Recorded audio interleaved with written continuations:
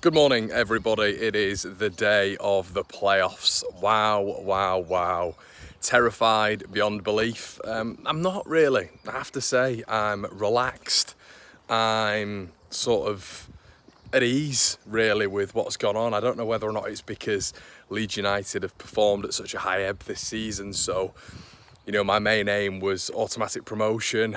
And I've mentioned this several times on the streams and the videos, but it feels like I got to that point of which the 18-19 season, I went to Pride Park, I was there at Ellen Road, obviously in the derby games, and I just remember it taking over my life.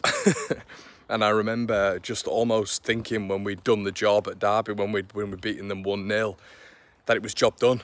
It was it. That was it. Leeds United were up. We're up, we get to Wembley, and there's Aston Villa there, but you didn't really take that into consideration. It was almost because of the heat of the derby game, because of how many emotions it stirred, because of the pre-stuff with Bielsa and Lampard, and words being exchanged between the two sides, and all of this sort of stuff, and fans, etc.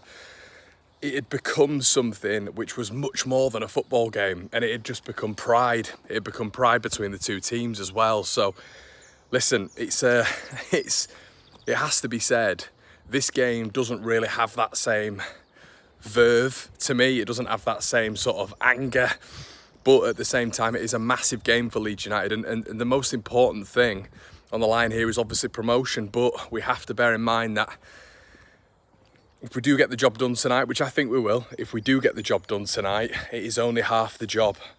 We've still got to go to Wembley. We've still got to beat potentially Southampton or West Bromwich Albion, two teams who we haven't beaten this season. So for me, I'm going into this game with with a bit of a relaxed mindset, and we'll see what happens. I am confident ahead of tonight. I'm confident Leeds will get promotion overall. The statistics would tell you no with what's happened. Obviously, regarding those two teams, and us not taking points off them, but records are there to be broken, as we've proven this season. 9 wins on the bounce, 15 games unbeaten, wins at places like Millwall, which we've not done before, especially 3-0. We have done it before, haven't we, but not at that level, and just blowing a lot of teams away with our quality, and we've never had this quality at this level, and I think this is what this video is going to get into as well, because a few sources have reported last night that Crescencio Somerville will not force a move out of Ellen Road in the summer, regardless of where the club's at. Now, this is good news, because it makes you think, well, okay, there's going to be a nice sort of passive atmosphere when it comes to potentially him leaving. But also, does it insinuate maybe that this is a huge boost towards next season? If clubs don't stump up that fee, if clubs aren't willing to pay a certain amount for Crescencio Somerville, and somehow we keep hold of him, we convince him, sort of like Norwich did with Emi Buendia for a period of time, we convince him that he could stay at the club, and look, we'll give you an increased contract, and next season we will go up, and then you can have your pick of the clubs he develops for another year. I mean, that would be like a 20-25 million signing in the Championship. That would be the best piece of business of the summer, keeping hold of that man. Just his importance, his quality. Do I think he'll stay at Leeds in the summer? I don't, but it's so interesting how throughout the season, really, Somerville's quelled a lot of these rumours. He's always said that he's going to focus on his football. At the start of the season, he had 20-25 million pound bids from other clubs that Leeds rejected, and Somerville was happy with that. He's never really given you this indication that he wants to leave Leeds. And once again, as I say, a lot of outlets reporting overnight, and obviously it's been reported on the Liverpool side as well of things. It's been obviously quote sourced and stuff like that.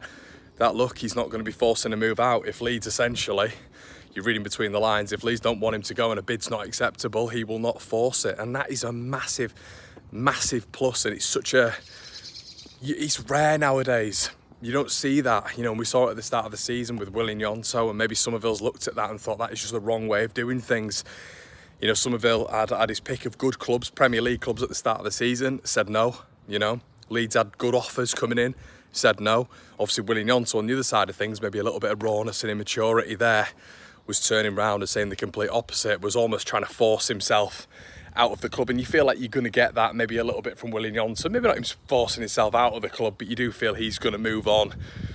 I don't feel that's going to you know, turn itself into a long-term thing between him and Leeds. I think the fans understand that. But between us and Somerville, maybe there's more of a connection than we actually think. You know, we see a superstar on the pitch, and unfortunately, we have a docile group of our fan base who seem to demonise very, very good players who potentially have big moves in them. We saw it with Rafinha. We're now seeing it with Somerville. He doesn't care. He's checked out. He's not clapping the fans at the end of the game, which is absolute nonsense. And our fans, unfortunately, take to social media and decide to do these things, and I've never understood why. As I said, there was a large vocal minority who did it with Rafinha, which is absolutely hilarious in itself, and they're doing it with Somerville now.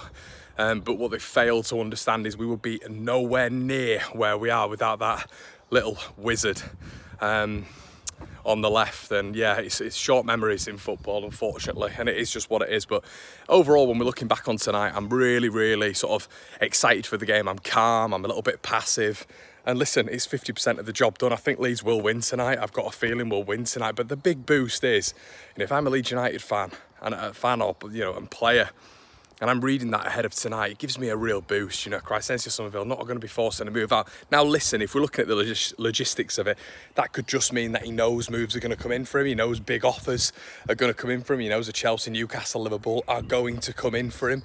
So he doesn't really need to do anything. He doesn't need to force a move out. But it could also mean if Leeds United, especially when we're in the Championship, when you're going to get bigger clubs taking the mickey out of Leeds, really, in terms of price valuation, if Leeds don't get an offer that meets the mark, once again, Somerville will not force the move. And I think it's a really mature approach, as I mentioned before, because even if he's in the Championship another year, we know what he'll do in the Championship. It's a demolition job for him again. And then the year after, or the January, he'll get a move.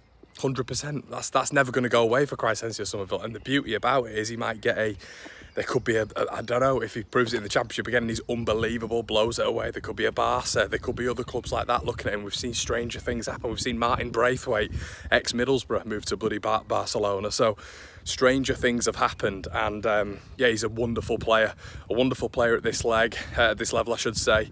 And let's hope that he's a wonderful player in this leg tonight as well. I'm going tonight. I can't wait. I'll be in the West Stand if you guys want to come over and say hi. But let me know what you think. Score predictions in the comment section below. I am going to go with a 1-0 Leeds United win. I know Ellis last night mentioned, I think he said a 2-0. We've had Chris Reeves say that it'll go to penalties. Jack Reeve will say it goes to penalties as well. What I need you guys to do is let me know in the comment section below what you think. We're going to have your instant match reaction tonight, but how do you feel? Crysencio Somerville, I think that's a massive boost. It's given me a little bit of hope, a little bit of prosperity, and it gives the whole picture of maybe this summer, and I've told you guys this before pretty much from a Class A source, that it's not going to be a fire sale. It's going to be 1 in, 1 or 2 in, 1 or 2 out. And could this be the surprise of the window that Leeds somehow keep hold of Crysencio Somerville? Guys, we'll be back with your coverage tonight. Thank you so much for supporting, following the channel. Make sure you like, comment, subscribe. Check out the content from yesterday if you want some bonus content. Patreon, you know what to do. I'll see you in a bit.